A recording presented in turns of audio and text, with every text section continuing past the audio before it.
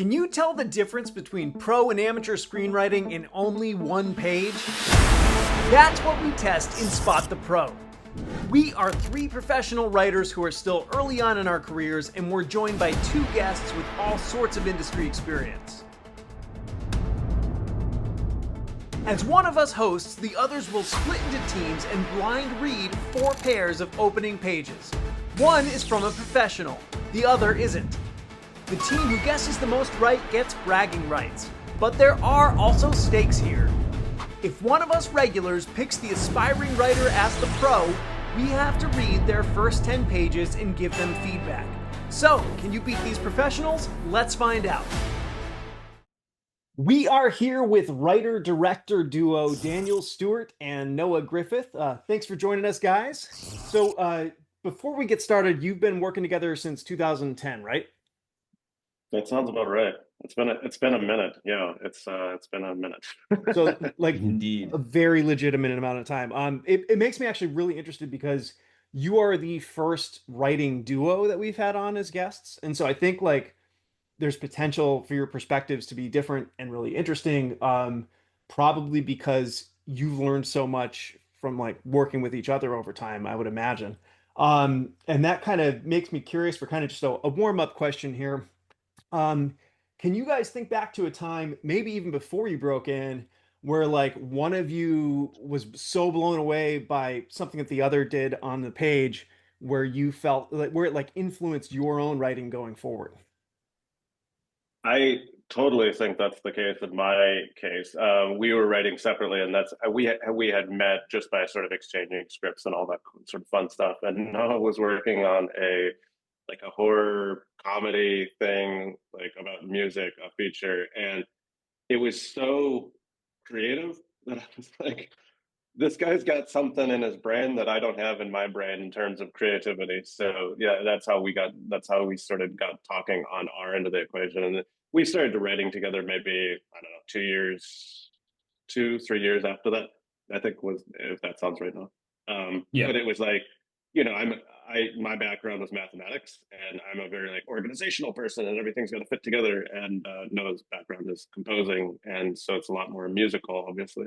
And so there's just a fun yin yang there that I think, once we found our working strategy, it really started to work really well. I was actually going to ask about the math and the music backgrounds and how those kind of played into your writing. So if you want to talk on that now, or just maybe like it'll come up as we're talking about other stuff, I'd be very curious to hear, if that influences how you think about the actual words that you're putting on the page. Yeah, I mean it totally does. I mean, I think I think the those are sort of, I guess the music and math are not sort of hard and fast as we have written together since, but I think that was always like a really good kind of foundation. I think Dan, to kind of piggyback what Dan was saying of, I think I might have charmed him with I had a keytar death, so maybe that's what got him. The creativity might have blown him away, but likewise, I think Dan was writing another script around the time, which this kind of goes to the math and the music of. He was writing a script around the time where he was sort of trying to figure out the distance between this sort of like mech warrior thing. And I remember he was just trying to like talk it out, game it out with someone. I was like, wow, I would never have thought to like think like on this level of like what the like where the distance of this mech thing is going, and where I was like, wow, this guy's just thinking about something on a whole different level. This is awesome. I love it. I'm like, I just want to talk about this for as long as we can talk about it. So yeah, I mean that kind of speaks to almost traditionally maybe what like Dan's because math's very structure oriented. He's like very much structure guy, and because I'm musical, I'm kind of like the wavy gravy, like, oh, what if we like throw in some weird shit here kind of. Yeah, that's awesome. That basically sums up our writing style is, what if I organize it, and what if I throw in some weird shit? Yeah. That's perfect. Well, that makes it easy to segue into this then, because today we are splitting your team up, and we're partnering Daniel with Jason and Noah with Joe as we dive into two separate teams here to read these pages. And if your team gets any guesses wrong and you guess the amateur page as the pro, I will be sending you that writer's full screenplay, and Jason or Joe are committed to reading those first 10 pages and giving them feedback. So there are some stakes here. Also, we're going to be kicking off season 2 by making it just a little bit harder. Toward the end of last season, I debuted something called the Kobayashi Maru, which is like just like the famous test from Star Trek. It was a pair of pages where there was no right answer. So both were from aspiring writers. But there was a problem with that because logically, you know it's not going to be the last pair of pages. And then you kind of know it's probably not the third pair, and it just kind of kills the suspense at that point. So for this season, there's a slight tweak. Your third pair of pages today is a Kobayashi Maru, except it could be a pair from 2 aspiring writers, or it could be a pair from 2 professionals, and you have to decide which it is. And if you Love get it. it right, you get 2 points, which means you can make up for a miss or even go 5 for 4, which would be a spot the pro first. And with every pair, you get 90 seconds to state your case, but your team has got to come to a consensus on each guess. So to keep things fair, we'll alternate which team guesses first, and we'll start out with Daniel and Jason. So are you guys ready to dive into this? Let's do it, Jason. I'm pumped to partner with you. I'm gonna rely heavily on you. I feel like when on the couch, when I'm on the couch watching, I am great, and then when you step into the ball game, it's a completely different story. So I'm gonna rely heavily on you, Oh, and hopefully we don't insult any pro writers out there. yeah. Everybody's been pretty good sport about it, which has been Good. cool. So I think we all understand this is hard, and also like we select pages that are very good on purpose to make it challenging and interesting. But with that, we'll dive into the first pair. So starting with A1. Northern Europe, circa 1000 AD, the end of the world. Exterior Midgard, Earth, morning. Subtitle Earth, named Midgard by the gods. And today, the world burns. From high above, a fire spreads through a large town. Buildings collapse, smoke plumes into the air. Suddenly, we drop 1,000 feet in an instant. Exterior Village. Perilously close on the face of a 10-year-old boy, his blonde hair is filthy, matted with blood. Around him, fire ravages what was once his home. He is tired, hungry, cold, but he is not afraid. The boy stares across his village. Silhouettes of men, Vikings, tromp through the ruins. He struggles, and with all his might, he hefts a battle axe over his shoulder. Lif, off screen, whispered, "You there, boy." The boy looks. Lif, a man, and Lithrasir, a woman, both dressed in simple religious robes, hide in the archway of a building. Lithrasir, "Quickly, we are leaving."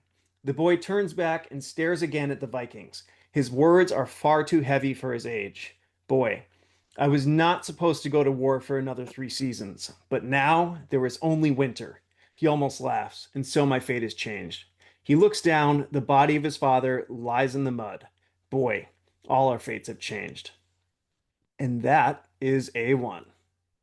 Moving on Awesome. to A2. Exterior, lake, stone circle, magic hour. A half-naked, muscular Viking warrior puffs out his chest. A sorceress paints on the warrior's torso the marks of deities. One symbol stands out, a swastika with curved ends. The warrior wades into the icy lake. Waist high, blade in hand, he slices his torso. Blood drips into the lake. The sorceress steps onto a small wooden cart. She holds a distaff, a spindle wound with wool, and works herself into a trance through clenched jaw chants. We stay on her. She doesn't break, not even at the unseen warrior's screams and panicked thrashing. She raises the distaff aloft. Match cut to exterior, ocean surface, magic hour. A U-boat attack periscope lances through. Whoosh! Her conning tower surfaces. She rises from the depths. Super. Early in the 20th century, interest in the occult in Nordic mythology spread throughout Germany. Even Hitler owned a parapsychological tome called Magic. He underlined this sentence: "He who does not carry demonic seeds within him will never give birth to a new world." East coast of Greenland, December 6th, 1944. Exterior, camp, same time. At the base of snow-covered mountains, 3 prefabricated shacks tucked away, each smaller than the next. An outhouse door flaps in an Arctic gust. There's even a large dog kennel with a crudely painted sign reads Hotel Adolf. At the side of the largest shack, an oil lamp with a mirror behind it lights a figure with a paintbrush in his hand. Klaus Kohler, 35, an athletic man who doesn't trust authority, but still puts himself in charge. A rebellious tongue baked into his leadership style, that cool wise ass you can't help liking. He's painting the one thing Greenland doesn't have much of, and that's the end of page A2. All right. Mm. Um, Amazing. yeah, so a pretty good start. Daniel and Jason, we're going to start with you guys. Go for it. You got 90 seconds, whoever's going first. Go Jason, what ahead. do you think? I've got a couple of thoughts. Do you want me to start? Do you want to start? Yeah, you start. You start on this one. All right. So I think both pages were really well written. There's some great dialogue, especially on page one. I love the weight of what the boy had to say. It's like really, really wonderful. There's a couple of like really key little specific imagery beats too in page one that I Mhm. really responded well to. However, I'm going to say that page two is probably the pro page. There's just little things throughout the each little bit advances a new thing on page two. So every time you learn something, you learn a little something new, you learn a little something new, and it just keeps like turning and turning and turning. And I think that's generally the mark of a pro writer. So that's what I would do. I agree with you wholeheartedly. I think there's some both pages are great. Um, I like the simplicity and the conciseness of page one. It's very economic and it's very atmospheric the way you drop in and set up this entire scene. But page two for me is everything you said. I agree with. It's so specific from word to word down the page, which I think you explained it better than I'm trying to. It feels like a movie that I'm in immediately. Not that page one doesn't, but there's just so much more here for this page that really makes me feel like I'm like watching the movie instead of reading the script, if that makes sense. So yeah, my vote is page two as the pro. We're locking it in. Final answer. Yeah, let's lock it in. A dated reference from 20 years ago. Locked in for page two. All right. Noah and Joe. All right, Noah, do you want to start or would you like me to? Sure.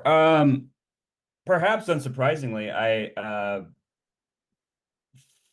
mean, again, I agree with both Dan and Jason. I think that I love both pages. And there's sort of so I'm gonna go with page one is the pro.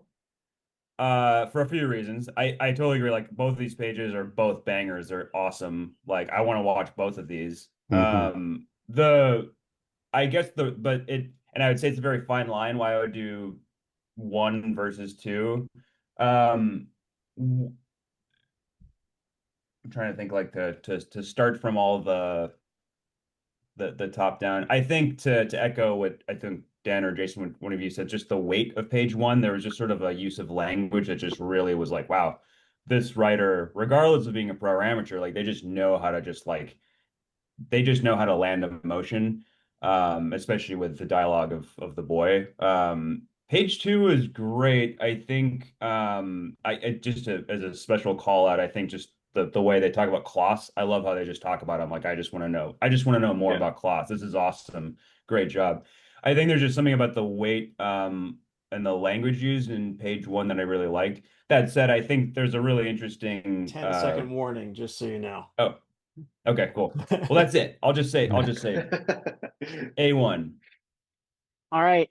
Noah, I am right there with you. I agree. I believe that as great as both pages are, I think that the emotional context and the desire to make sure we're focused on a person a little bit more than the world. I think that, so I'm not going to disregard the note that Daniel and Jason said of the writing is more centralized and intentional with the second set. But I feel like even though I'm getting a far more clear visual of things, I am less emotionally invested in what I'm reading. I think that it is not professionalism can be focused almost exclusively on the emotional side and just be, I'm focused on a person. I want you to, by the end of page one, want to see what happens to this person. Yeah. And with the second set, as much as I agree with everything else, I do not 10 seconds. I and this is a little different. This is a little different. Yeah, it's intimidating. But the part that almost got me was just the beautiful focus of the line that Hitler underlined in page two. But I don't think that overdoes how I feel about page one and the emotion of this kid. All right, so you guys are going for page one. Is that correct? All right. That's really cool. This is always a good episode when we got a split decision on the first pair. So I love it. So the answer for pair A is page one was the pro. So that is Ragnarok by Dalen Musson, who is somebody who's always kind of considered as a unofficial mentor of mine. He's a former indie professional wrestler who's also done some incredible work with dogs and animal shelters. And he went on to have a hell of a screenwriting career after selling this script, which was the first script that he sold probably back in like 2012. He recently wrote the most recent Captain America movie, or was one of the writers on that. And he's done quite a bit other than that, Falcon and the Winter Soldier, and much more. So yeah. All right, nice. And A2 was The Fifth Station by Aaron Crawley. So I'll read the log line for that. When German meteorologists discover a toxin that can make a man's skin mimic his surroundings, they must stop an SS officer from delivering the ultimate soldier camouflage to the Nazis, while one of them secretly plots to give it to the Americans. Nice. Aaron's work has been recognized by the Page Awards, Film Quest, Nightmare Film Festival, and more. He contributes horror screenwriting articles to whatsleepsbeneath.com, and he's one of Killer Short's 10 Canadian screenwriters to watch in 2025, which is funny because even though he lives in Vancouver, he's not Canadian, and he says that this is a secret, but he also put it in his bio that he sent me, so I guess to the several thousand of you watching, you don't say shit. And cool. So if you guys are ready, we'll move on to pair B. Nice. All right. Over black, we hear the annoying, incessant buzz of a fluorescent light fixture and a woman's voice.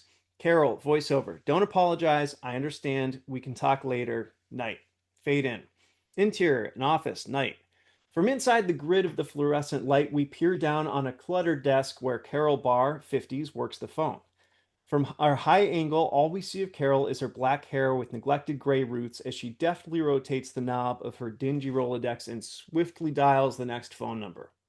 With the exception of the beat-up laptop on her desk, everything appears to have been acquired during the Reagan administration. Tall stacks of folders are piled everywhere. We slowly descend on Carol. Even as she waits for an answer, Carol is already Rolodexing her way to her next prospect. Getting no answer, she hangs up and punches in a different number. Carol, on phone. Anne? Carol, sorry to call so late. Oh, I heard that's been going around. I wouldn't have called if I had known. Get some rest. Carol puts down the receiver and closes the Rolodex cover. She gives a concerned glance towards something just out of our view and sighs. After clicking on an old banker's desk lamp, she warily lifts herself from her chair, goes to the wall switch, and snaps off the harsh fluorescent light, silencing its grating hum. From a steel cabinet, Carol retrieves a pillow, a Spider-Man sleeping bag, and a teddy bear. She goes to the threadbare sofa where sleeps a 3-year-old boy. She tenderly places the pillow underneath the boy's head, nestles the teddy bear beneath his arm, and tucks him in under Spider-Man's watchful eyes. Carol grabs a black windbreaker from the door hook, puts 2 chairs together to make a bed for herself, and settles in next to the child. She spreads the jacket over her torso, revealing yellow block letters silk-screened on the back, DCFS, off the boy's dirty little fingers as they clutch the teddy bear's fuzzy ear, ... All right, B2. Exterior, vast plains, day. Thick, lush grass sways gently in the breeze. A large shadow appears, the outline of a massive 3-horned animal. Suddenly, a triceratops comes into frame. The dinosaur gnaws on grass with its parrot-like beak. With a gentle disposition, the dinosaur strolls leisurely. It stops and sniffs. Something ahead. Its eyes widen. A hungry T-Rex? A pack of raptors? No. It's a red fire hydrant, twice its size. The dino lifts its tiny leg and pees on the fire hydrant. This isn't the vast plains of Pangaea. It's a small grass strip in a trendy Brooklyn neighborhood. And this isn't a full-size 20-foot Triceratops. Instead of weighing 12 tons, this dino only weighs 12 pounds. The teacup dino wags its tail and smiles at its yuppie owner. Woman, voiceover, dinosaurs as pets? That's crazy. Ridiculous. Not possible. Montage of teacups dinos, a commercial for Triassic. Woman voiceover is what everyone said. A pack of teacup stegosaurus play in a local dino park. Woman voiceover. But when I founded Triassic, I knew exactly what I was doing. Suburban moms power walk along their teacup dinos. Woman, teacup dinosaurs have become the most popular pet choice in America. A boy plays fetch with his brontosaurus. They're loyal, they're gentle. Under a Christmas tree, a child finds a baby Notosaurus. And that is pair B. And this time it's we're starting with Noah and Joe. I could start us off this time. Yeah. Again, you picked very good pages here. I feel like I can see more than enough reasons to believe that there's, excellent professional touches on both. I think that for this one, I'm going to have to lean into professional intent. I think that the choice of how to deliver the world feels more professional in pages, in the second set of pages, purely because you're dealing with a very complicated idea of modern dinosaurs. Jurassic Park owns that. How do you deliver that in a way that doesn't just make us roll our eyes and go, oh, okay, I've seen this before. And I feel like there's an incredibly imaginative and professional focus in how easily I can visualize this. And I also think that just the pure visual of choosing to show a Triceratops next to a fire hydrant twice its size, 20 seconds. it is something that you're not going to come up with as an amateur writer easily. So I'm going to go with that. But I also love the first set of pages. It's very novelistic, very focused, and the visual of this woman making a bed out of two chairs is inspired. But I'm going with the harder idea executed exceptionally. Okay. I'm gonna say the opposite. I I really I mean again I really like I totally agree with you, Joe. I think like the second page there's a really great economy of words on that second page and just like really kicked off a big idea. There's something about and this is what's wonderful about how subjective writing is that there's something that, kind of what you were saying on the previous round, Joe, about the sort of emotional punch that you get from one of these pages. I would say page one, I just definitely got it might not be as like like a big blockbuster funny whatever kind of writing, but there was just something to use your word novelistic about it. I love this line about everything appears to have acquired during the Reagan administration. Like it's just kind of like it's just like a very fun line. And I think there's a really interesting to make it always seemingly complex is I sometimes read scripts like this that are kind of thick, that are like, they have like a lot of big paragraphs. And I think on the surface you go, oh man, that's kind of like a lot, but those tend to sometimes those actually tend to be like some of the best, they turn into some of the best movies. And then on the reverse, the the sort of like 10 seconds. the sort of easy line, which is admittedly is kind of how I like to write. Sometimes doesn't always result in as good on screen as it does on the page. So I'm gonna go with one. All right, so we got to get a consensus out of you guys here. Joe, you want to? No. I will go into Joe Brain on the last set of pages and lean into emotion versus scope. Okay. I like what Noah's saying. I'll go with that. All right, so we're going with B1 for you guys. Cool. Jason and Daniel. Jason, start us off. I All picked right. wrong last time, so you guys did. Hey, I'm gonna start leaning on you heavily now. Um, yeah. So, I want to point back to how, like, I think what Noah said, how subjective it all is. Because you can look at economy and conciseness and try to figure out if it's a pro or not. Page one is incredibly well written, in my opinion. I have a friend who writes 12 lines of description, and you can't read it fast enough. So, and this is like one of those pages, which I don't care if it's 2 lines or 3 lines of description. You hear that all the time, obviously, but the first page is just very well written, very intentional, but at the same time, this feels like it could be a writer who's well established, if it is the pro, that doesn't care to get the point across about kind of what the movie's about on the first page, just from my gut instinct. So, all that to say is I'm not sure like what this movie is about. I love the character stuff, and it's very focused and intentional on the character. But my vote is page two, simply for the subjective nature of it all. What a concept, what a hook. Um, if you can take Jurassic Park and make it fresh, I'm gonna lean purely on emotion and not objectivity, because page two is awesome to me, only because I've never seen anything like this. And I leaned in with the fire hydrant twice its size. I'm like, okay, this is different. Weird and awesome. I don't know what's happening, but I'm hooked from page two. Amateur pro, both these pages are incredible. And I would say page two's the pro, only because it's a movie that I'm gonna, it's a script I would keep reading automatically after page one. I So like that B2. answer. I think B2 is the pro. I like that answer. And before I give you my answer, I'm going to say I think this is really a coin flip. There are certainly things that I loved about both pages. There are some things that kind of like popped for me as like, I don't know about that.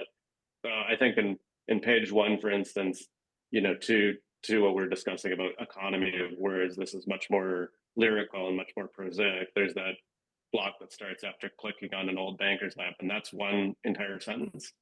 Mhm. And that's a very long sentence, generally speaking, for screenwriting. And then the second page is just bang, bang, bang, bang, bang.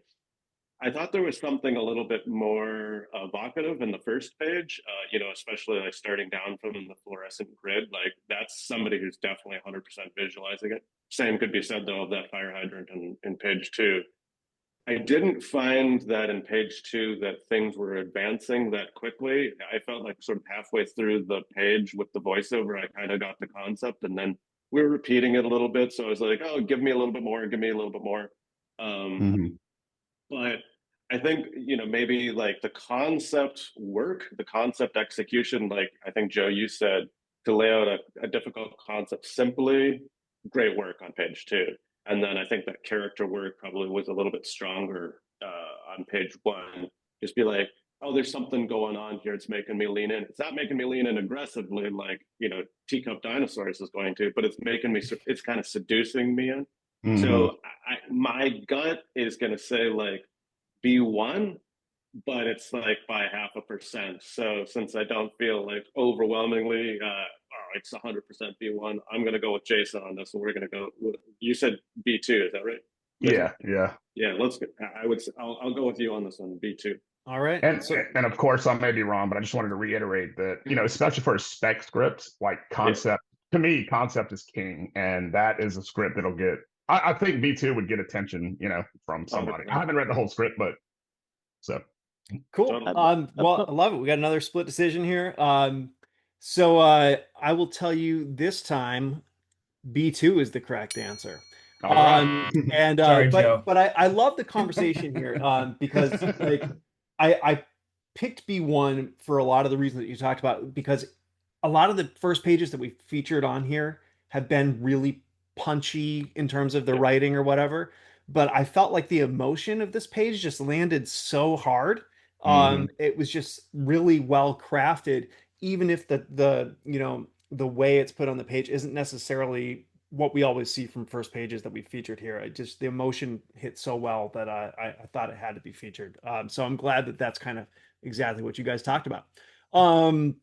So for B, The pro was Dinah by Brandon Feldman and Ben Agron. So Ben and Brandon are a comedy writing duo. They've been writing together for over a decade, and kind of interesting. They do this while living thousands of miles apart. Brandon's in Thousand Oaks with his wife and daughters, and Ben lives with his wife and son in Brooklyn. They've had their work optioned by many production companies and studios, and were recently hired to write a feature for Storyboard Entertainment. And the romantic comedy Marriage Material, starring Emma Roberts and Matt Rife, is set to go into production later this year, which is super exciting. Nice. That's awesome. Congratulations. Yeah, Yeah. totally. Yeah. B1 was Chaos in Paradise, which is a 1 hour pilot by Jay Smith. A salt of the earth blue collar couple become foster parents in their opioid ravaged Rust Belt town, battling dysfunction, poverty, and addiction in order to save foster children who, but for the grace of God, could have been their own. Chaos in Paradise was a finalist in We Screenplay and a semi-finalist in Screencraft. Other scripts of Jay's have been recognized by the Nickel Fellowship and selected by Francis Ford Coppola as a finalist in American Zoetrope. Incredible. Yeah, Cool. He's on his way. totally. That's way more accolades than Noah and I have ever gotten. Yeah. For anything. Yep. It's pretty cool. This guy's basically a multi-Oscar winner. Yeah. So speaking of you guys real quick, I actually did have a question. So you got into your first writer's room on The Mist in 2016, after your short film, The Fragment, got attention from your first manager. I am curious, when you guys got into that room, did you find that suddenly being in a room with a bunch of professionals changed how you approached what was on the page, or were you kind of confident in your own thing and just doing that from that point on? The only thing that I could remember from that experience was White Hot Terror. Yeah. Just Absolute terror. Yeah. pure fear nonstop every day, all day long for 20 weeks. That's a great question. I mean, I think being in a writing partnership actually prepares you really well for TV, because you not just have to think up your own idea, but you also have to convince somebody else of that idea. And then you also have to constantly be orienting yourself to hearing an idea from another point of view, where you're like, oh, I wouldn't have thought of that, right? I wouldn't have thought, I didn't see the scene that way. So it automatically orients you to the writer's room experience, which I think became sort of like very quickly apparent to us. But That's cool. I think you learn things that, like, when you're a screenwriter working in your basement by yourself or whatever, you write 10,000 extras, and then when you get into a writer's room with people who have done a lot of production, you're like, we can do 5 extras, we can't do 10,000. So you got to write a scene that doesn't look like it sucks if it has 5 extras instead of 10,000, essentially. So you start to kind of orient yourself more towards the practical feasibility of executing things. Mm. Yeah, I mean, I would to add to that, I would say, just to your question, Nate, about, do we kind of stick to our style or kind of like adapt? And I would say not only did we adapt because it's just part of the job, but also I was almost even questioning our writing, like, oh, shit, oh man, is this any good? And I think the answer is, back to the subjectivity. It's just, very subjective, and the showrunner had picked us off of a sample of our writing that he also really liked. So, but nonetheless, yeah. I mean, if you're in a writer's room, there's a handful of other writers, all of which were way more experienced than us. So we just learned a ton. We learned a ton in that room. Yeah, totally. That's awesome. Cool. Great answers, guys. You ready to do pair C? Let's do it. Let's jump in. All right. So this is the Kobayashi Maru. This could be 2 professionals, or it could be 2 aspiring writers, and you've got to figure out which is which, or which it is. Okay. C1. Interior office building lobby day. Turnstiles revolve. High heels on tile. Chatter echoes. A woman's finger, polished slightly chipped, pulls back from a sleek high-tech elevator panel, one of those smart ones. Ding, the doors open and she steps inside. The light above elevator 3 flickers weakly. Inside elevator 3. Imani Harris, 30s, black, hair pulled back tight, wearing an ID lanyard. She holds a paper bag in one hand and a to-go cup in the other. Heavy beats thump from her earbuds. She practices her smile in the reflection of the metal wall. Clunk. The elevator jerks to a stop. Imani drops her drink. Hot tea splashes across the floor, dangerously close to her pumps, but she moves them out of harm's way. Removing her earbuds, she instinctively reaches for the button panel. There isn't one. Her distorted reflection peers back. Smart elevator. Right. Imani's eyes shift to the screen, noting the time, 8:57 a.m. They then drift upward, landing on a single red button. Call cancel. Gulp. She presses it. Static crackles from a tiny speaker. Imani, hello?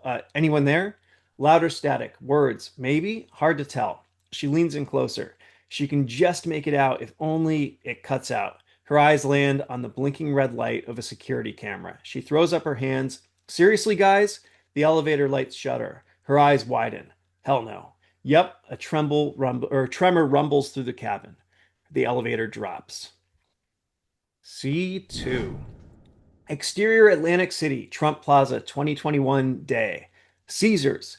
The building and logo angled in front of a tower with a far less fortunate fate. The husk of the Trump Plaza Hotel and Casino. The floors are hollow, long abandoned, like the outer shell of an insect left behind after its host has died. Detonations. The building begins to fold. Implosion. Over 3,000 sticks of dynamite pull it down. Markham, voiceover. If you keep playing long enough, eventually you lose. Interior, Trump Plaza, gaming floor at night, Super 1990. The dazzling riches of a casino floor on full display. $1,000 dresses glittering beside green felt tables. Lights out of history, out of time, blaring down on cards. A jack, a king, a four. The dealer's hands overturn them like messages from the Oracle of Delphi. Markham. Back in the womb, Jacob had his hand on the heel of Esau. Can you believe that? The outcome was decided before they were even born. Exterior, Desert Diner, day. A place off the side of a dusty highway somewhere between Reno and Los Angeles. Beaten up old cars parked in the lot. Interior, Desert Diner, same. Jess Markham, 70, brown jacket, blue eyes, sits at a booth, his bright gaze fixated on the entrance. He clutches an overstuffed manila folder tightly to his chest. Anticipation. The door to the diner opens. In walks Sally Harfield, 20s, blonde pigtails, blue dress, smiling at the waitress. Markham looks away. False alarm. She walks toward his booth. He double takes. Okay, and that's pair C. So we're going to start with Joe and Daniel this time. Or sorry, Jason and Daniel this time. I gotta say, these are both so good that I think you're double bluffing us that they're both amateurs. And if these are the amateurs working today, I think we're all screwed. Like between AI and amateur writers with disability, we're toast. I gotta say, we've been doing this, for a few years now. We've been doing this. We've been paying our bills this way for a few years now. If I read writing like either of these pages, I would think both of these are pros. Both of them are just so clean. So just like, I'm going to take you on a little bit of a ride. You can feel in both of them that there's like a little bit of a symphony. There's the conductor of the orchestra being like, and then I'm going to direct you over here. And once you think this, I'm going to move you over here. Part of me sort of jealously hopes that both of these are pros because, again, I mean, these are great, great, great amateurs if they're amateurs. So do I think you're double bluffing us, Nate? I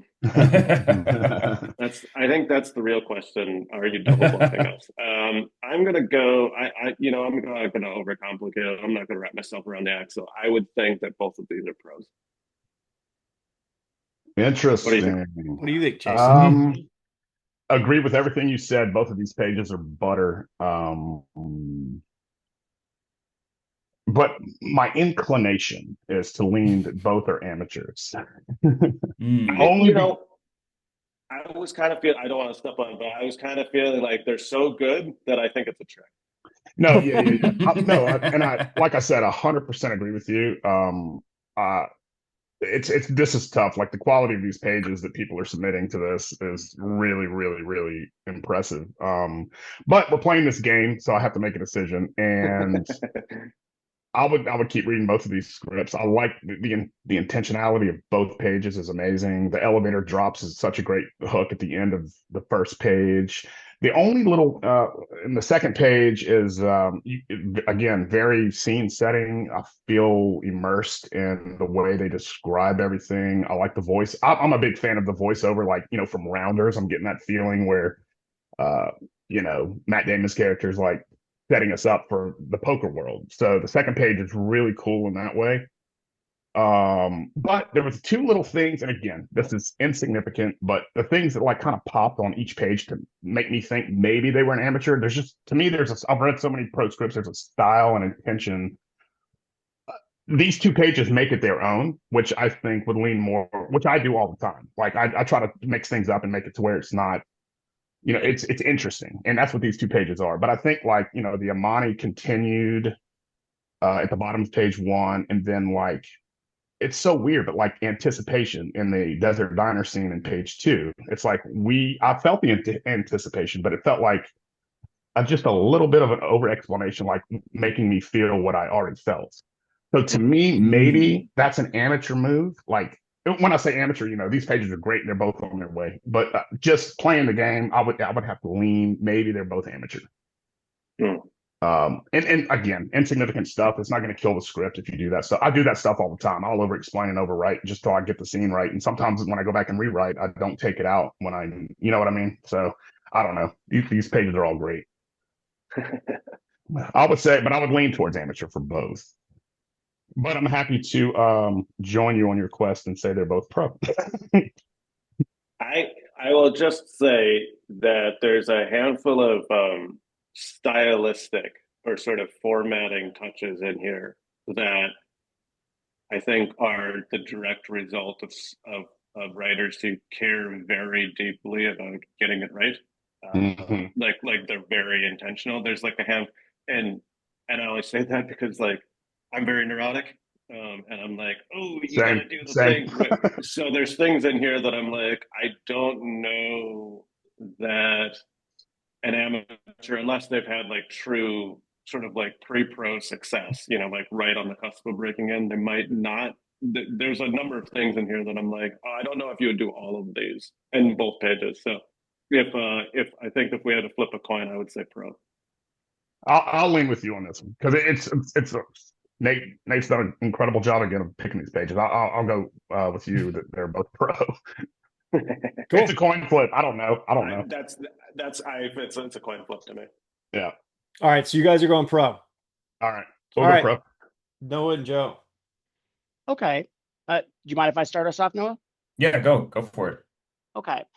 I agree that these are very readable, very fun pages that have a bunch of style in them. I am going to lean towards amateur for just a couple little choices. So for one thing, with page one, as great as the writing is, I do not clearly know what I'm supposed to feel during it. I don't know if I'm supposed to be very tense. I don't know if I'm supposed to be excited. I don't know if this is a little bit comedic. I can't tell how seriously I'm supposed to take it. Like even just the idea of, hell no, which is a little more leaning towards, Will Smith fun type of thing. And then having like, yep, a tremor rumbles versus if this was supposed to be something I was supposed to take very seriously. And like, I'm looking at somebody who is about to die and I'm supposed to feel that. I feel like it would just be a little bit sharper in tone expectations.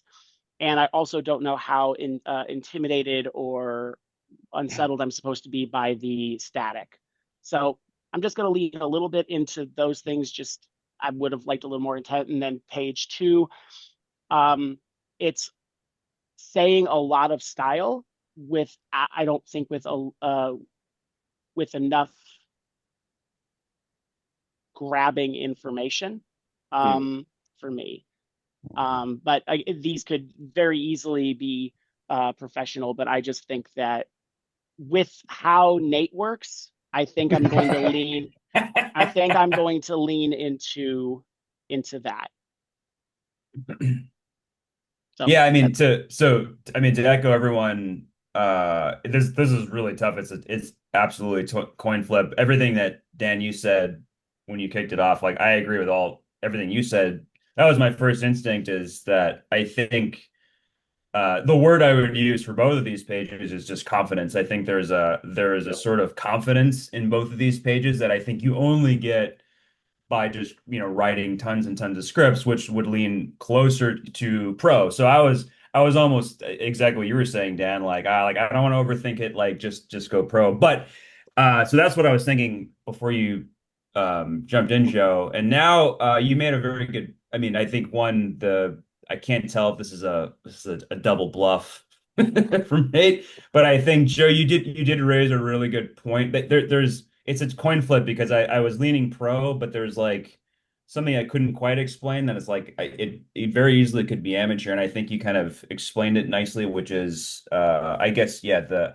I just to call out, I really love on page 2 the very opening of Markham's "If you play long enough, eventually you lose," and you just see him building implode. That's awesome. I love that, but I think you're scratching at something, though, that was I couldn't quite articulate in my head when I was reading. Is there's a sort of focus. I wasn't 100% sure what we're supposed to be focusing on for both. So I'll go with you on amateur, but again, very difficult. Like this is really hard. All right, so we got our third split decision in 3 Yeah. pairs. That's great. Can I say just one more thing? Yeah, for sure. I love that. I wanted to compliment what Joe always, how he approaches these pages, and the emotion and the feeling. And I just wanted to reiterate for all of us that, like, if concept's king, I think emotion is queen. And that's pretty good. I feel like that's going to be like one of those, like, writer quotes that gets attributed to like Jason Cruich 10 years from now. Well, yeah, it's all Joe. T-shirt too. Joe, I just want to reiterate, like, Joe's always approaching this with how he's feeling when he's writing it. And if concept's king, that's great, but you have to have, I think the best scripts have both the concept and the emotion kind of like simultaneously side by side. And anyway, I just want to reiterate that. I love that if you're not feeling something, you're probably not going to be invested, clearly. And we all need to, remember that. But that's awesome. Thank you all for making that so satisfying for me, by the way. That was really fun.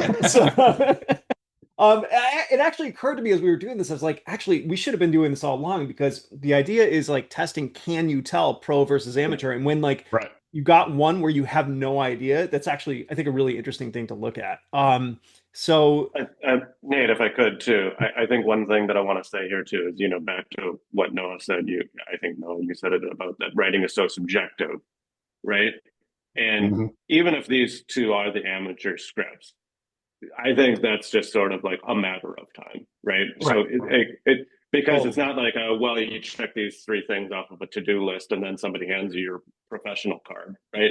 It's just kind of like you reach that point, and then it happens, 3 months later, or it happens 3 years later, or however long. But like, these people, if they're not pros, could be pros tomorrow based on these pages. Yeah, and that's the bar totally we're agree. aiming for when we select stuff, because like we're trying to bring in the pages that'll make for the most interesting conversation and the most useful conversation to anybody who's watching this. So thank you for calling that out. I mean, that is kind of what we're trying to do. So well, I'll reveal the answer without any more further ado. So these are both amateur pages. I knew it was a double blind.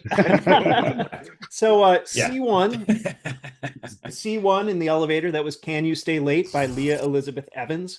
Trapped in a corporate office after hours, a burned out receptionist must survive a deadly zombie outbreak by battling her toxic coworkers as she fights her way down 16 floors. Oh, that's awesome. Leah founded and runs the nonprofit comedy theater in Manhattan called the Armory Comedy, which is focused on community and fostering diversity, and of course, just some dang good comedy and theater. And they just turned 9 years, so congrats to them for that. And she dove into screenwriting during the pandemic and started by creating original or IP-based pilots, features, and jukebox musicals within 12 to 24 hours, and then actors would hop on Zoom and bring them to life with her. And this page is from her second feature, which is mind-blowing. Wow. Nice. Very nice. Very nice. Yeah. If only we all could do that. Right? Absolutely. Okay, so C2, that's the Automat by Alexander Bloom. When a disgraced pill-addicted card counter is hired to rig the odds against a Japanese gambling phenom in Donald Trump's Atlantic City casino empire in the 90s, his feudal war against the odds threatens to deteriorate or detonate the bank accounts and reputations of everyone involved. It's based on a true story. Alexander is a video game writer at Santa Monica Studio, and he wrote on God of War Ragnarok. He's been a finalist Nice. in Script Pipeline, Screencraft, and Blue Cat, and he's seeking representation, which I should say is true of every aspiring writer that we feature here, since that's being unrepped is one of the requirements to submit. So if you're a rep and you're watching this and sparking to pages, now you know. But yeah, that's C. So a very good set of pages. Yeah, well done. I want to meet the one writer who sends pages and is like, I don't want to rep. Right, If anybody wants to exactly. talk to me, don't say I'm not taking calls. Just writing for fun. I'm independent, and I'm staying independent. Yeah. I will say, I feel like the submission quality that we're getting is even better this season than it was last season. Like last season, I had to look through far more pages to find amateur pages that would work for this. So it's pretty impressive what we're getting in. Cool. Well, you guys ready to go into the final pair? Mm-hmm. Let's Okay. Do it. All right. So D1. Darkness, a terrifying roar pierces through, deep and booming, a sound that does not belong to man or beast, a sound that can only belong to a monster. The roar is constant, rhythmic, moving closer and closer. The monster is about to get us. Suddenly, a burst of light, but only for a moment, as we're thrust into the daylight. We crash out into the world violently, spinning in circles, chaotic and confusing, a combination of colors and sensations. Images become clearer. We're tumbling down a steep hill, small branches, dirt, and sand rooted up around us as we smash face first onto wet sand. We slowly raise ourselves from the ground, take in our surroundings. A rocky beach by a small river stream. Across the river, a tropical jungle faces us. From behind, we hear the roar. It's coming for us. We look to the jungle, dense and dark, a scary place. Our breath is heavy. Heartbeat picks up pace. Thump, thump, thump. The roar drowns in the sound of our heartbeat. We race across the stream, into the jungle, back into darkness, our only hope of salvation. Jungle, day. We push blindly forward as fast as we can, branch after branch decorated with green to slam into us. We move through them, through the pain. We don't dare to stop. Moving on to D2. Exterior penitentiary night. A too large, too bright full moon looks down on the sprawling and isolated Elmira Penitentiary. Interior penitentiary C block night. Camera tracks with a corrections officer, CO, walking past the cells, prisoners asleep in their cots. A faint murmur, a chattering, low, indecipherable. It grows louder as the CO continues walking. Louder now. Surely we must hear it. The prisoner in the cell to his right is awake, sitting up, staring. The CO looks at him, then continues on without a reaction. The voices are in the prisoner's head. Stay with the prisoner, Fred Wilkes, 40s, unhinged and wild looking. He's very excited. Fred, yes. And thank you for coming back. Fred glances at the cell across from him, a cruel, hungry smile on his face. He goes to his bed, reaches underneath. A small gray mouse is tied to the leg of a cot. Fred grabs the mouse, tugs fast, breaking the string. He's gloriously happy. The chanting becomes more audible, more distinct. Drut, drut, drut, drut, drut, drut, dit, drut, dit, drut, dit, drut, drut, draw it. All smiles. Fred understands. He reaches again under the cot frame, takes out a shiv, a razor blade melted onto a toothbrush. He cuts his fingertip with the tip of this blade and then puts his now bloody finger to the floor and draws a goat's head with an open mouth. He places the mouse in the mouth and the teeth seem to close, holding it in place. He lifts the blade up high, smiling, admiring it. And that is the final pair. Mm. All right. I think Noah and Joe, you're starting us off on this one, right? Yep. Ooh, this is a tough one. Mhm. I'm just gonna go off of my gut. I'm probably gonna say 2 is the pro.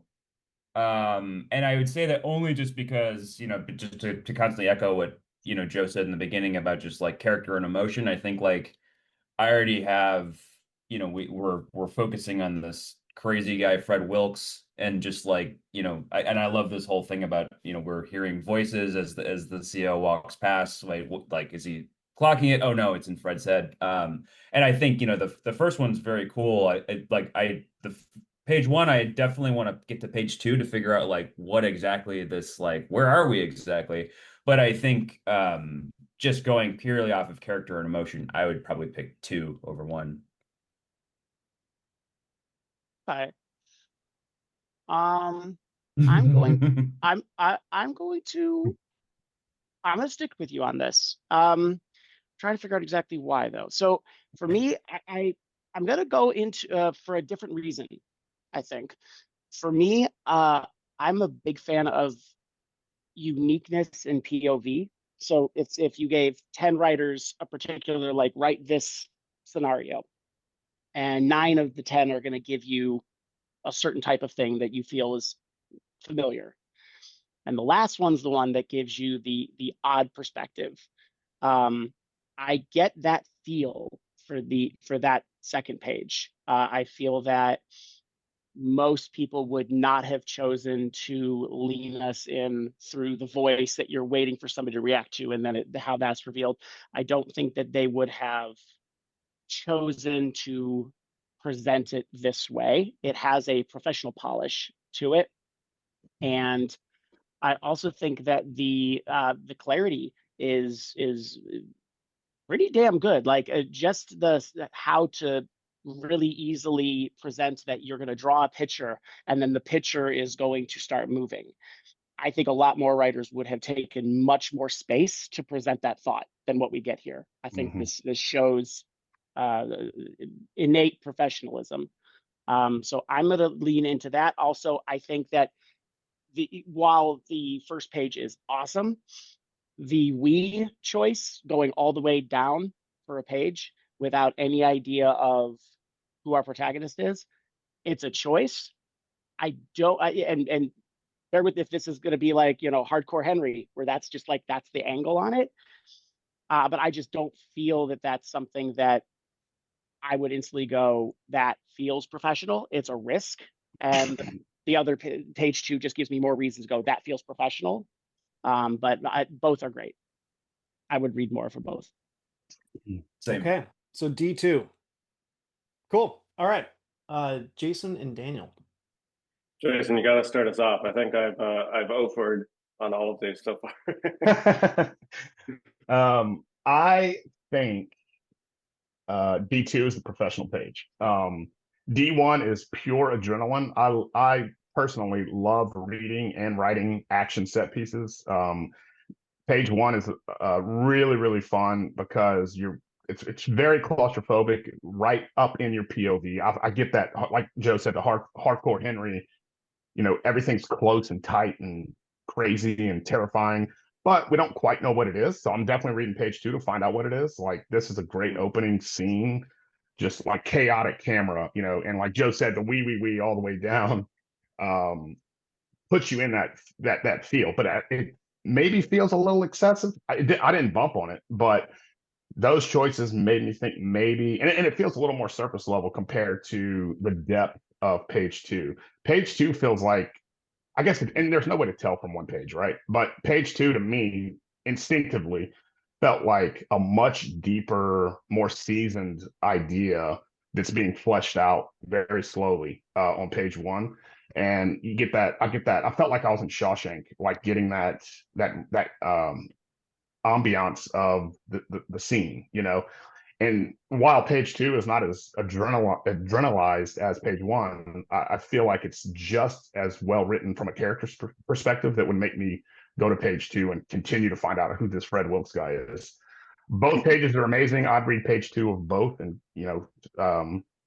but I think page two is the professional just because it feels a little more seasoned in its thought process, if that makes any sense at all. It totally makes sense to me. I was leaning towards pretty heavily towards page two too. as well. I think both pages did a really good job. I love when scripts move, even Yeah. when your script is moving slowly. I just like it when it keeps developing. When it just, Mhm. back to the script with the foster children. I like, even though it takes its time. It's still it's like, hey, I know where we're going. You can just tell the writers on all these pages that are like, hey, I got you, right? Yep. Um, I Confidence. think for yeah, 100%. I think for page one for me, I immediately thought of Hardcore Henry and almost kind of like a first person crank. Like it's just chaos, Yeah. right? Yeah. And what I think though probably was lacking a little bit for me in that page was it didn't develop. It kind of felt like it was more of the same for a page. Like if it is going to be a first person thing, you kind of want them to like tumble down the hill and then slam, and then like they look down in the pool of water and you see the cam, and we finally see our character for the first time, or some kind of reveal or some kind of development. You want a character to like talk to you and you're like, oh, this was definitely first person or whatever it is. It was kind of, it felt like the same for a page. And so when Jason, when you're saying there's like a depth to it, depth of page two, I was picking up on the same thing.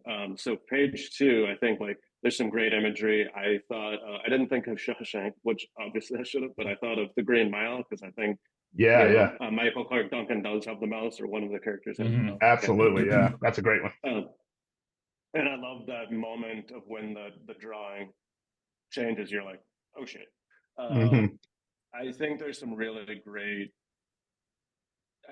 I felt a little bit more on page two, like I was being told a story, and like Noah and I always talk about like the difference between a story and things happening, right? Hmm. So you can Hmm. have Damn, 100 I pages of love that. things. Yeah. That's fucking great. That is. You can have like sort of 100 pages of things happening, or you can tell a story, and Yes. obviously like things happen for during that story. um I felt like page two was a little bit more of a story Hmm. for me, and That's so such a great point. I will I'm gonna back you up on this one, Jason. All right. We'll see. All right, so everybody, this is our first non-split decision, and it's D2, and you're all wrong. So, Wow. Amazing. No, Can I, no. Nate, before you say anything, Nate, can I ask a question? yeah, absolutely. Damn. Is D1 from around the Hardcore Henry era when we were trying to do first person scripts? God, It I don't is. know Watch. the It answer is to Hardcore that. Henry. Is it Hardcore Henry, the actual story? Right. That's a The great original question. did have dinosaurs. They edited that out. I They just went the budget, it's killer budget. I don't think the writer sent me. Okay, if you give me 1 second, I'm going to look this and see if they sent me anything else. The one thing that I forgot to mention, I was thinking of it when everybody was talking, that I forgot to mention when I was talking. Of all of the things I did mention, it's the one thing I forgot to mention is my tiny caveat in my head was, if this is a script from a few years ago, like if it's like a found footage movie script and it's from the paranormal activity era, you'd be like, oh well, lots of people were trying to do that at that time. And so if this is kind of from the first person, there was like a little stretch where people were trying to do first person movies, the Hardcore Henry. And if it was So from that era, I'd be like, that makes sense. I don't think it is, but what he sent me in his email is he said it's one of his unproduced specs, and it's an experiment that he's been playing around when he has free time. So he's obviously going for something different here, and that Yeah. makes sense, like from the Mm. point of view. So Yeah. I wanted to say too that real quick, the first page, like I have scripts that start that way too, based on the idea that I want to do. Like there's Totally. a rate, like Nate, run, run, run is Right. completely unhinged. Yeah. And I did it on purpose. So someone could read that page and there's not that much depth to the first page or two. Yeah, right. It's just like craziness. And then I have other scripts where I'm like, I'm going to take my time and get into this character. So all that to say, just whoever's watching, there's no one way to do anything. You have to figure out how to execute your idea the way you see it. So Totally. both pages are great, but I just wanted to add that. Yeah, and like you all said, like they're both making you read page 2, and that's the point of Oh, page yeah. 1, right? Yeah. I can't Um, wait to read this so page 2. Yeah, these are great, man. I'm happy to lose this one. yeah. I am too. So D1 is First War by I'm gonna try the name here. Ravenkettel Stephenson. And Ravenkettel is a Icelandic screenwriter with 3 feature films, including City State, which had its remake rights were acquired by James Mangold, and Brave Men's Blood, which premiered at Rotterdam.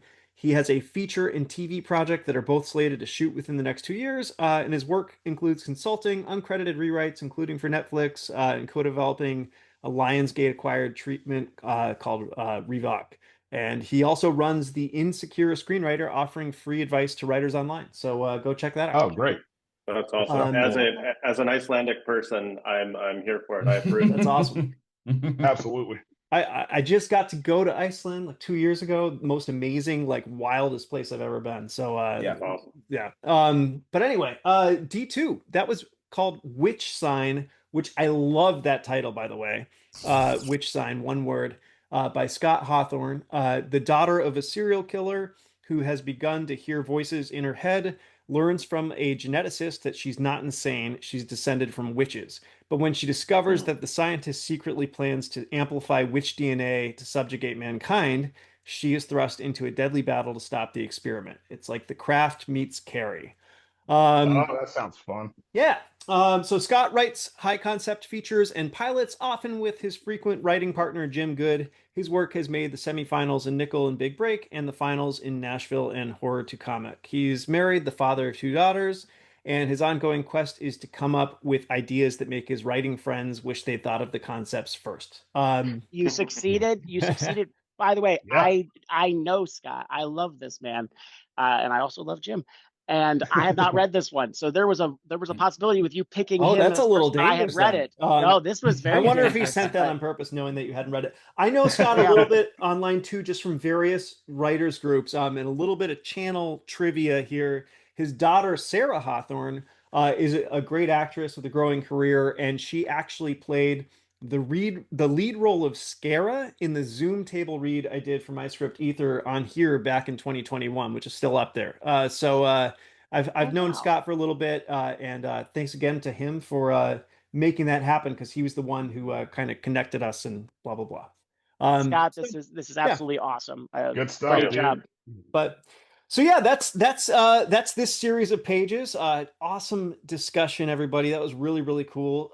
Daniel and Noah, do you have any final thoughts that you want to share? No. Yeah, Thumbs up. well, yeah. Thinking about some of just thinking about my personal losses. I think what's kind of it just sort of voting. You do a really good job picking these because I think all of these were a coin flip in to some extent, and I think looking at the D1 for example.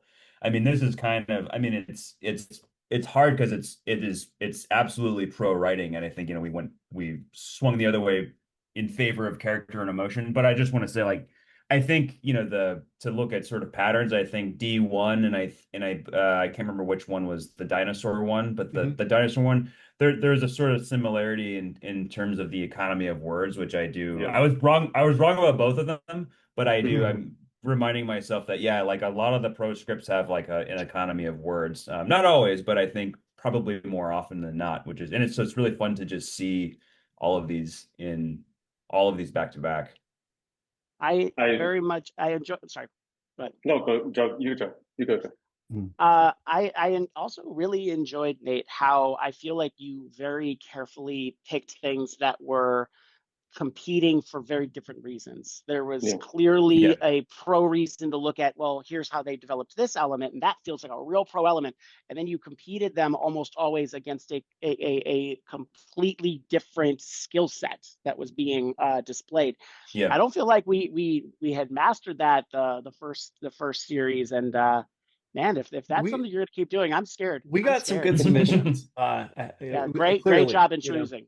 Well, not just great pages, but great job at choosing which one to compete Yeah. because it's Mhm. you really were precise. Great job. Daniel, what I about you? agree with Any final thoughts or anything? Or I agree with everything everybody said. And I think really what this I think is highlighting over the course of doing it for this past hour, hour and change, is that there's all these different approaches to screenwriting, right? I mean, so many of these things. I think back to what you guys have said and the guests have said on previous episodes about like sometimes it actually just comes down to a matter of preference, like what do I prefer as a writer versus what somebody else prefers as a writer, and it's kind of to like what mood or sort of Taylor Swift era you're in, I guess, right? So sometimes we're in the like ultra economical, right lightning fast, everything ends in a dash to sort of tumble into the next thing, and other times we are in more of our prisoners era, which is everything's deliberate and methodical and that sort of thing. So it really comes down to, I think, a lot of times experience, and just like all of these writers very obviously have built up a depth and breadth of experience, whether it's in screenwriting specifically, or I think in the one writer's case, she's like a comedy, she runs a comedy theater and stuff like that. So like that's storytelling too, right? All of these people, I think, have confidence. All of these writers have like great confidence being displayed on the page. And I think at the end of the day, if you have some experience and you have a vision and you think about it in terms of telling a story to an audience, whether that audience is your friend or whether that audience is an exec or whether that audience is a bunch of people at a theater. I mean, I think that it really comes down to all of these people know how to tell their story. And I think like that's great. I mean, really, at the end of the day, all of these amateurs are about to be pros, or they'll be pros imminently, whether that's, like I said, a few months or a couple of years. All of these people like know how to tell their story, and I think that really shows on the page. And so even if like I'm in my rapid fire era and your script's moving a little slower, what story you're telling, and that comes across 100% on the page, and people will respond to it. And Totally. I responded to all of these scripts, even if it's like, oh, I wanted it to move a little faster, I wanted it to move a little slower. I responded to all of these scripts. Amen. Can I take it back off of that real quick? Yep. Please. Yeah. I love everything you just said, Daniel. It makes mine a little bit shorter. But I wanted to say, on top of everything you said, I just wanted to remind everybody that the amateur pro moniker label is just that. It's just a label, and the only difference, like from the amateurs in these pages to a pro, is a flick of a pen. And so, like people say, preparation and opportunity create your luck. And we got to remember that luck is always going to be a factor, like who you meet, network with, get the script to, what kind of day they're having, who they send it to, and that's the luck part of it. But I would add that hustle, opportunity, and preparation create the luck, but you still have to have the luck. So, amateur, pro, whatever, like Daniel said, all these, the amateurs that aren't yet pro here are definitely on their way. This is all promising stuff. So it's just a matter of keep doing the work, keep getting it out there. Somebody somewhere is going to find it and love it and send it to a bunch of people. And you just kind of keep your fingers crossed. Like that's part of the game, So yeah, I mean, and honestly, like we've had many writers who've been featured on like the first season, like they've gotten all sorts of meetings with reps and executives and things like that just out of being featured here, right? And so like this is just a small little thing that we're doing. There are a million ways to get your work out there. And so yeah, the hustle is a big part of it, and just kind of the stars have to align, but the more that you're doing to get yourself out there, the more at bats you get, the more opportunities there are. Better chance you're going to give yourself. Yep. Guys, is there anything or anyone you want to shout out, or is there something that you want to recommend that everybody check out? I know you said you didn't really have anything to promote, but just want to kind of give you that platform real quick. Oh, go ahead, Joe. Oh, I just want to say, if anybody hasn't seen Sweet Tooth, please watch it. Please, like the man has the poster up right there.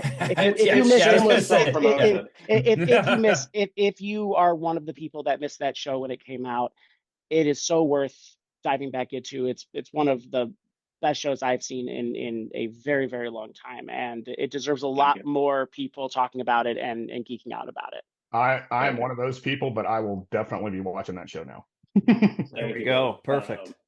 We can all use a couple more bucks and residuals, right? There you go. Yeah, please. And Noah's like very plugged in. I mean, Noah's like so great at talking to so many people. I'm a little bit more Icelandic, Scottish. I just want to sit in a rainy shack in the dark by myself. um, so if Noah, you have any recommendations of anybody you want to give a shout out or anything that people should check out, but depending on when this drops, I will be one of the panelists at the Austin Film Festival at the end of October. So if anybody's watching this and sees me there, say, hey, come and high five me. And then I'll be like, why are you high fiving me, stranger? All right. And then, we'll go from there. So that's a good reason for me to try and get this edited and out before Austin. So, Yeah. all right. Good. Cool. Awesome, guys. Well, this was great. Thank you so much for being part of it. Absolute pleasure and honor to have you both on. Really, really great insights and perspectives. So thanks for that. Much appreciated. And everybody watching, we will see you in the next one. Thanks so much. Guys, thank you. It was a pleasure. Thank you. We're huge fans. So much fun. Thank you. If you want to see more Spot the Pro, make sure to like and subscribe. Click that hype button if it's available, and also leave a comment. Tell us how you did with your own guesses and let us know which pages were your favorites. And if you're an aspiring or professional writer and you'd like to feature a page on a future episode, head on over to my website and follow the instructions there. The link can be found in the description below, and if it's still live, that means we're still accepting pages. Thanks, and we'll see you in the next one.